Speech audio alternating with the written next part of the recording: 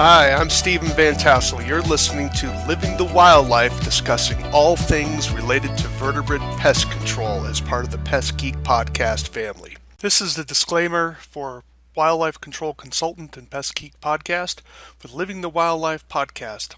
Always follow national, state, provincial, and local laws when using pesticides and or other control methods to manage pests. Wildlife Control Consultant, LLC, Pest Geek Podcast, Living the Wildlife Podcast, Stephen M. Vantassel, or their or his affiliates are not responsible for followers' use of the information provided here. Welcome to Living the Wildlife as part of the Pest Geek Podcast family. So it's an unusual start for me today because we're in the midst of part 2 of my interview with Mr. Dillingham of Avitrol. So this is a chemical company that provides a chemical frightening product for the management of pest birds. So if you've missed part 1, go back and find part 1. It was done the previous week. This is going to be part 2, and there's going to be a part 3, so stay tuned. Thanks for visiting. What we also found is that the way guys were measuring would oftentimes be by like the volume method, that's what we call it, rather than by the weight method. And so what they were doing is they were going like, and you wouldn't be, but listeners might be shocked, even at some of the size of the companies where it'd be like, okay, what mixture ratio did you use? I used a 1 to 40 or something, right? It's like, okay, great. How did you measure it out? It's like, well, like I used one of those solo cups, and it was like, yeah, for every one cup of, I'm like, hold on. Are you telling me you did 41 solo cups and got them exactly right? And then you did that how many times? It's like, no, like no way. Like that is not science. I remember that from your training, right? So just to give people a historical view, back in the day, the ratio was 1 to 5 on the hot end. That's one active kernel for 5 untreated kernels. Up to 1 to 29, which would have been the low end of the treatment, 1 to 29. Sheldon's telling us that their preferred blend is 1 to 40, which is almost double the reduction, almost another 100% reduction of the active ingredient, which is just amazing. Yeah, that's how powerful the effects of the active are, or I should say how effective the effects of the active are at getting birds to communicate. And that's really how it was intended from the beginning.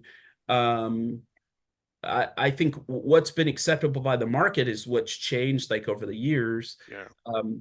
And so we really came in and changed with it, but we did see the lack of training there. And then the other side of it, again, that easy blend product is really our answer to, I talked about this a little bit earlier, but it's our answer to the control aspect.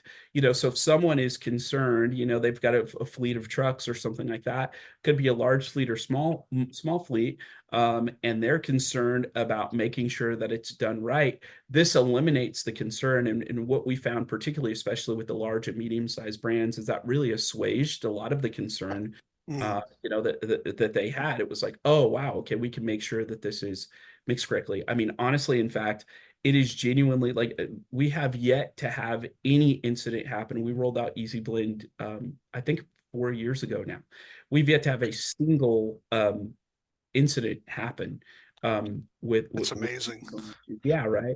And I would think that's just more the convenience factor for a business owner saying, look, I don't have to worry about my guys making a mistake. Was that, they shouldn't be using scoops, but we know that they're probably going to be using scoops. Did I put in 5 scoops or did I put in 10 scoops? You lose count. I think the convenience factor. Now, back in the day, I have to go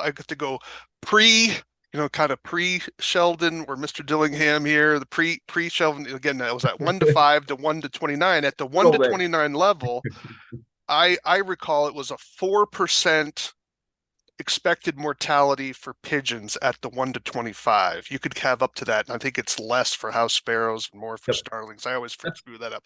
But at 1 to 40, what is the ratio oh, let's say worst case scenario of what kind of mortality should you expect? Worst case scenario for pigeons at a 1 to 40.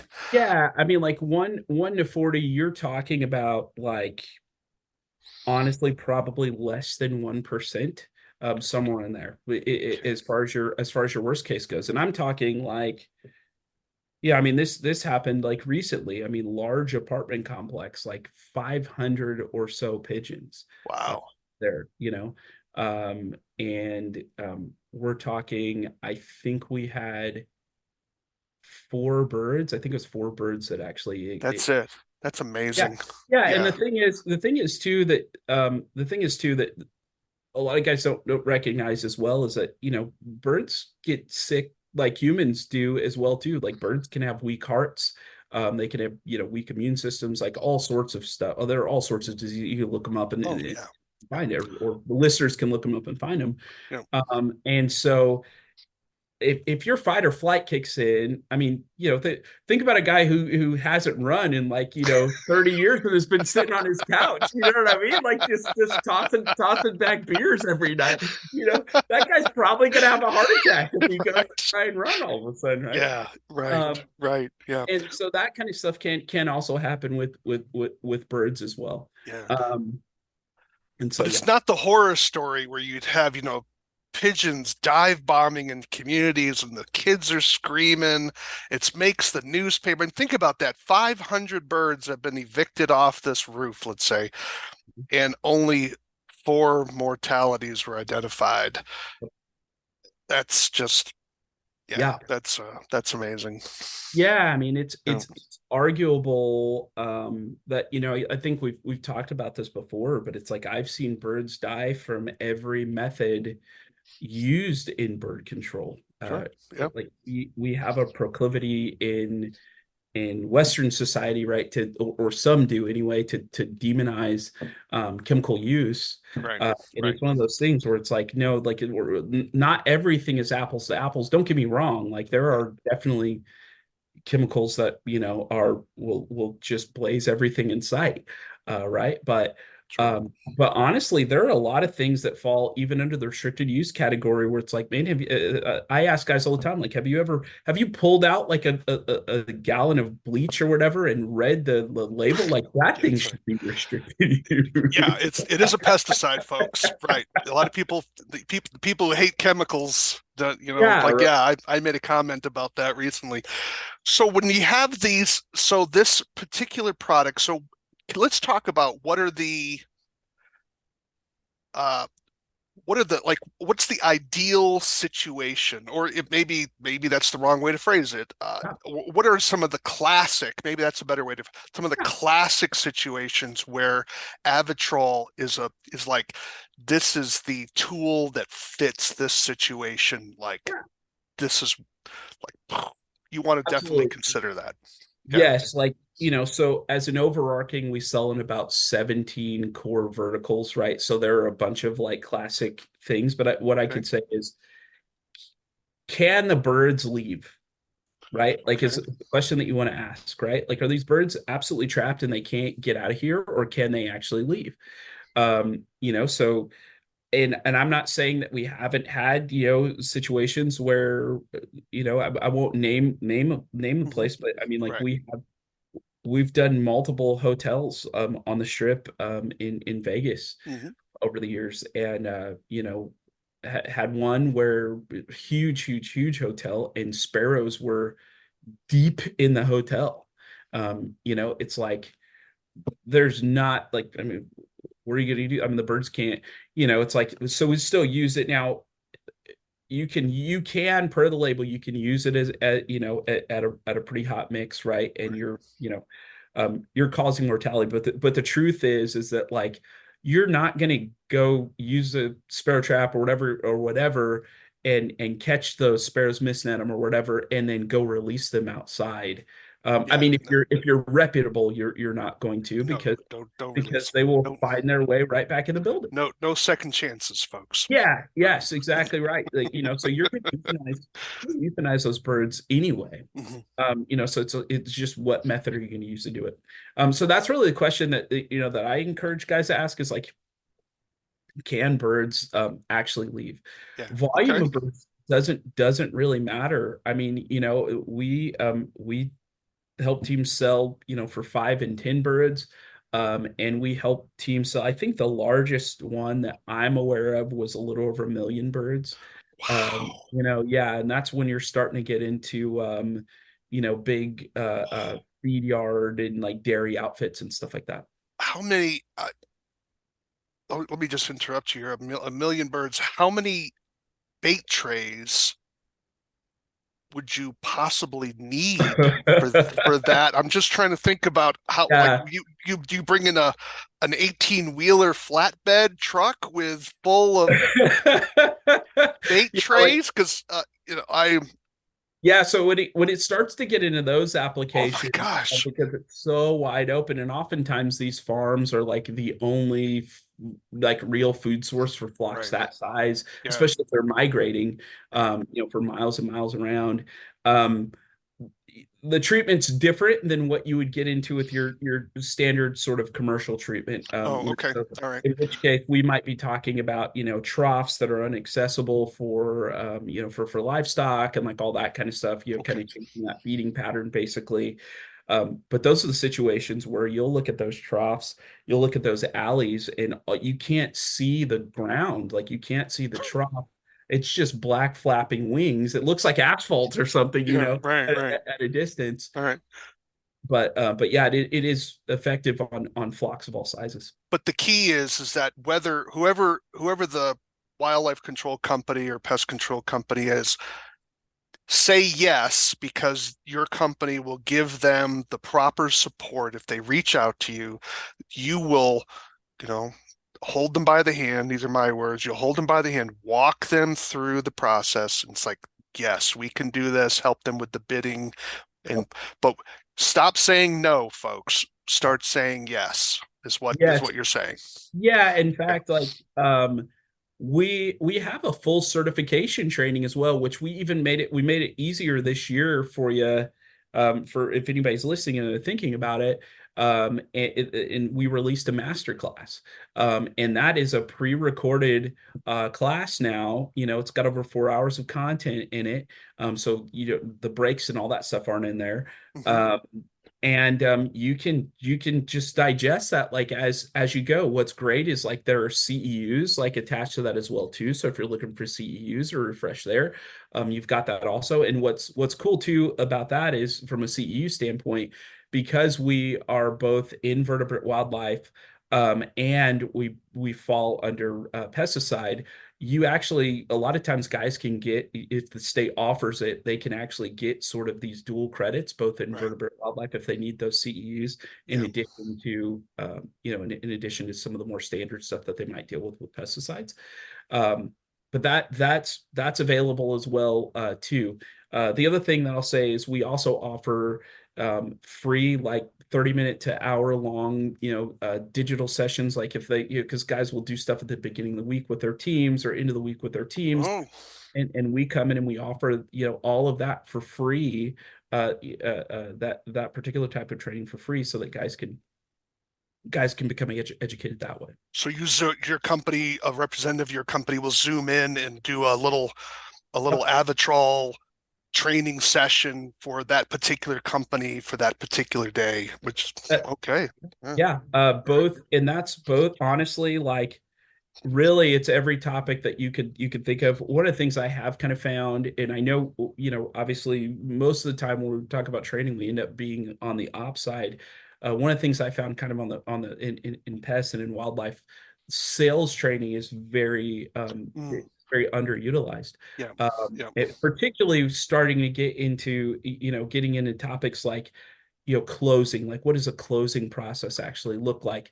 How do you actually close from the beginning of a sale to the end of the sale to ensure that it actually goes through? Is there a process, a repeatable process to that?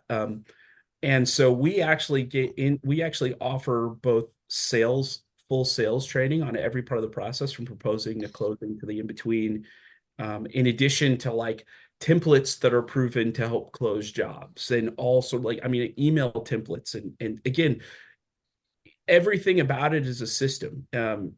Really what we did is we took it and we said, okay, how can we create a system where a guy can go from zero, I'm not really doing any bird, to I can create a repeatable process where it's like I'm delivering like predictable results, but I'm also delivering predictable sales year over year over year. And so that's really what we offer there. The what can you do you have the ability, or does your company have the ability to work with companies that are not licensed, but they have the lead of the client? Can someone sort of hand that job off to you, or is there a way that they can get a little bit of piece of the action? Do you Yeah. have a team that comes in? Explain that process for those Yeah. who say, I'm not going to. I talked to some people. They're like, we're never pesticiding, but they might be open to having someone else as either a subcontractor Yeah. or whatever the Yeah. case may be.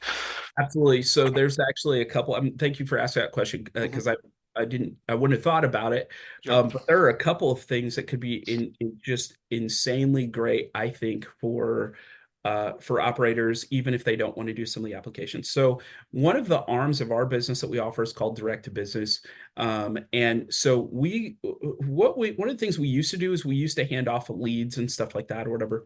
And one of the problems that we would run into was that we would hand leads off and we were like, man, these close rates are lower than we would like them to be. Most of the time that was because we didn't actually have our hand like inside the process, and the timing wasn't quite right. Like we'd be back in touch with the operator, but their follow-up process maybe wasn't super strong. One of the things Yeah. to remember in bird that a lot of guys may not be aware of, this is actually true in wildlife too. The pricing is different than what guys are used to on what most commercial companies are used to on the pest side, Yeah. and the process is different too. Like most people when they see like a rat or a mouse or something like that, like they're just going like to be honest, and this I don't want to insult anybody, but it doesn't take a whole lot of sales acumen to sell a rat. You have a motivated It, client.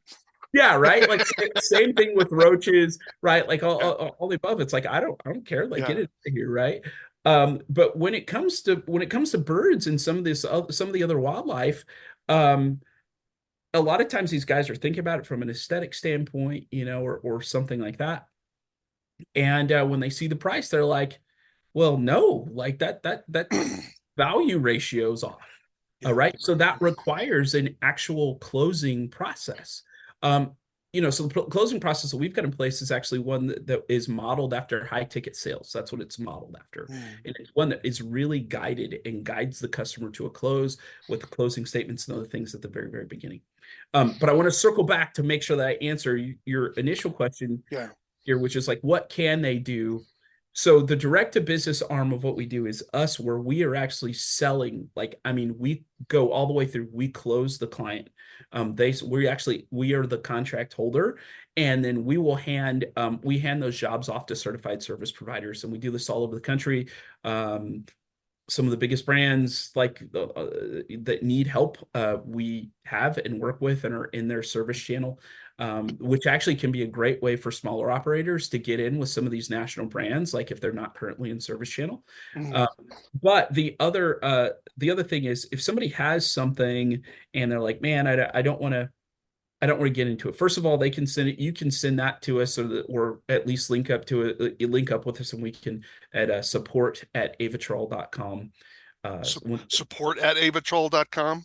Yeah, support@avitrol.com. They can send that to us, and we'll get back to Okay. them and talk through the details. Um, but here's a couple of opportunities here too that I think the listeners hopefully will like. I would imagine that probably most of the audience probably gets into trapping. At Oh some yeah, I would point. think so. Yeah. Yeah. Yep. And usually with trapping, what's required is some type of baiting, like getting the animal into the trap. That's right. All right. Yep. So they're already familiar with what we would call pre-baiting on our side. So if someone reaches out to us and they want to take the job on, but they don't want to deal with the hassle of doing the active side. we can actually go through and close it. And there are two phases to the treatment. There's your pre-bait phase and then your active bait phase. Right. We would happily contract with any of the guys, they're listening, for them to actually execute the pre-bait phase of treatment if they wanted to. Wow, yeah, that's clever. And that already fits inside of their wheelhouse, because they're already used to pre-bait. Now we would provide all the materials. That's a great thing about our direct to business arm, is like, we don't charge back materials or anything like that. We carry all of it, and it's basically like free jobs for our certified service providers. So they could do the pre-baiting, and then of course we could actually navigate the contract with someone for another certified service provider for the active baiting. That's no big deal at all. The second thing, and this is really, really lucrative, I think anyway, is that one of the other things that we offer is what we call a protection program, what would traditionally be known as a monitoring program. This applies both proactively and reactively. So reactively would be, I have a bird issue. Okay, great. We helped you get your bird issue out of there. Our team is always going to work to sell a protection program on the backside of it. If it's our contract, we recommend that to everyone listening to, that you do that. And basically all that it consists of is, it's just untreated grain, like so many trays. Like if you had 10 trays out there, you reduce them down to about 25% of those trays. And half a cup of untreated grain goes in there, and that gets checked once a month for signs of activity, and that's it. And you might be charging $150, $250, $300, $500 a month or whatever, right, for that service. Now, if they do, remember, bird infestations start small and they get larger over time. And so, you might have done a clean out that was, let's say, 500 pigeons, like I talked about earlier. But it's not going to go from like 500 pigeons to all of a sudden new flocks move in and you've got hundreds overnight. It's going to start with a couple of birds first. Well, that monitoring program allows you to catch those problems before they turn into big issues. Again, this is that reactively part after the initial, but I'm going to blow the doors right off of this here in a second. So on the backside of existing jobs, sell the protection program, that team could then, if they handed us that lead, they could actually be the ones that implement that protection program. Neither the pre-baiting phase nor the protection program phase actually require any kind of licensing at all. Right. So it's like you're really just working with untreated grain in trays, basically, and you're refilling them, and you've got an ops sheet, and you've got an ops contact where in fact, we provide a check-in form and all this other kind of stuff, or whatever. We ask you all the key questions, like on every site visit, that you should be asking anyway, like all that kind of stuff we monitor. And then, like, of course, if anything is amiss, of course, our support team on the ops side is actually in touch to talk about that. Any fear about, by leaving, it's clearly you're talking about a very small amount of food out there, but is there any fear that that's going to be an attractant to the bird flying overhead that wasn't part of the previous flock or something? Discuss that. Yeah, that's a common question, and you're right. Like, you actually hit on that answer, in that the amount of grain that's going in that tray is so small that it's not, and so infrequent that it's not enough to create a whole brand new infestation. It generally is going to be birds they're going to end up there anyway, right? Because again, food, water, harborage, some combination of that still exists at the site, and that makes that site still attractive, right, to other birds. So it's like they would want to show up anyway. So it allows you to catch it while it's small. And the thing is as that as time goes on, if there are birds that show up because they're already paying their monthly, you're not charging them extra to come in and do your rotation, but you're really only talking about one or two maybe rotations instead of and you don't have to do your pre-bait phase because the bird's already pre-baited, all that kind of stuff, right? So you end up making money on the other side. Now, here's blowing the doors off. I said I was going to, and this is it. And the guys that have caught this, it's amazing. Yeah. Those protection programs can also be sold proactively. So if you have a location that doesn't have a problem with birds, but you're already in there doing the work or whatever, right? Maybe it's a chain that you're doing the work for, and you're dealing with other problems that they have. You can actually roll into your package a protection program for birds at those existing locations. So one of the things that we train teams on is like if they sell you know, um, sell a package to, let's say, a large home improvement store that's a national Mhm. chain or something like that, Yeah. where they have to get rid of birds. Well, every single location is now eligible, whether or not they have an existing bird issue or not, for some type of program. This is not a foreign concept to the industry. It's already happening at a corporate level with things like rats and mice and ants and different things like that, where someone's working with a commercial account manager and doing it that way. Um, so think about it now. I would encourage listeners to think about it now, where it's like, whoa, wait a minute. Every location that I drive by now is actually a potential bird opportunity. It's not just ones that I can see birds at. Mm. Wow, that's quite a just trying to get my I'm not a very good salesperson, so I'm trying to wrap my head around that. Which is why I'm not necessarily in sales. I think if I was getting into sales, I'd be inside sales rather than Right? outside sales, right? So I could Yeah. handle the calls coming in, but Right. out there Yeah. beating the drum, I don't have the personality. A man's got to know his limitations.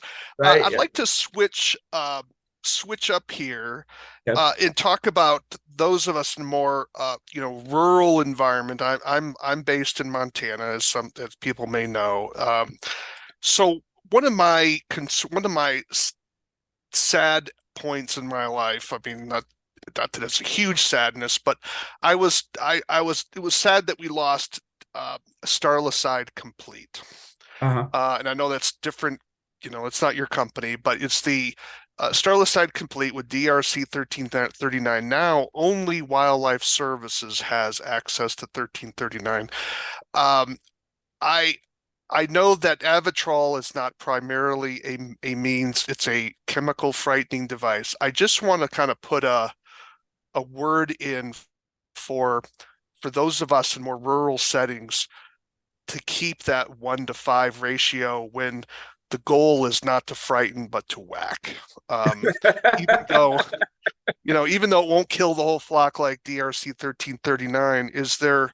Uh, I just want to think that there is a place for that because not everywhere. Sometimes what gets me upset about the pest control industry, everything is so urban driven, and it makes perfect sense. That's where the money is. That's where the people are. I totally get it.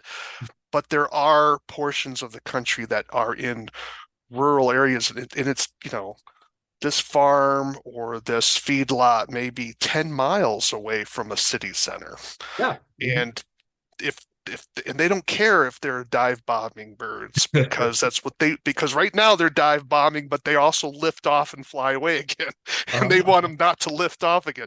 Is Yeah. there any uh, way to have even something even hotter than 1 to 5, or you think that's going to be a bridge too far for the EPA or for your company?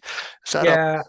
I think probably, I think in the environment that we're in, Yeah, that's true. like honestly, I feel like this part of the discussion really veers more into like societal norm and and what has developed to become social mores, Yeah, um, you're right. You're right. than Yeah, it is actual pure science. I mean, right. the truth is, there are so many of these, so many pests, and it's not just birds. There's so many pests where the volume of predators to the volume of population is skewed in one direction or the other, Mm, particularly usually in the direction of the prey. yeah, Um, right. and because of societal norms and the way that they are sort of now, even though we might say that, oh yeah, hey, like you get the same guy that says, hey, science matters to me, is the Yeah. same guy that will very much ignore the science Oh, yes. I when heartstrings are involved. absolutely preach it. So the uh when it comes to let's talk about secondary poisoning, because that's obviously, whenever we're talking about chemicals, people are concerned about, well, what happens if, for that 4 pigeons out of the 500, if my dog ate those 4 pigeons, which would be, hard to imagine, but there's people probably ask these questions. Will my dog get harmed, or will my cat get harmed if they eat one of those pigeons that suffered mortality from Avitrol? Could you address some of that for our audience? Yes, that's a great question. Although I wonder if I could Oh, no, wrap go by all means. on that Yeah. the very last point Yep. there, just talking about like rule and treatments and all of that kind of stuff. Yep. I mean, Yep. again, we recommend using discretion. Of course, we recognize our role as chemical producers as being good stewards. Like that's really what we want to work towards, is doing Yeah. that, great environmental stewards and training people to be great environmental stewards. And so you use discretion as you navigate. I mean, the label gives leeway for lots of different situations. As we know that, like, generally speaking, like if you're working with us, like the template that you're going to be provided is a 1 to 40 template. Again, we set that goal on reduction of the amount of active that being sold, and we've achieved that. I do think, however, like, U.S. Fish and Wildlife probably has some things to figure out in terms of overall population control and the methods in which we as a country want to walk. Well, we've reached the end of part 2 of my marathon interview with Mr. Dillingham, owner of Avitrol Corporation, which is a chemical bird frightening device, frightening product, I should say, for the management of pest birds. I hope you enjoyed it. We still have one more edition to go for this marathon interview. We're really grateful for Mr. Dillingham coming on to the show. If you are interested in being on the show, definitely reach out to me at wildlifecontrolconsultant@gmail.com, wildlifecontrolconsultant@gmail.com. No, it doesn't cost you anything. We'll be glad to have you. We're trying to get information out to the public, because Living the Wildlife podcast is all about getting technical, research-based, or highly experience-based research on wildlife damage management out to the public and to the professional community. If you have comments, thoughts, we'd love to hear from you. Again, wildlifecontrolconsultant@gmail.com. And you've been listening to Living the Wildlife as part of the Pest Geek podcast family. Why do we call it Living the Wildlife? Because we want you to live the wildlife, not be the wildlife. Stay tuned. Part 3 is coming. Take care.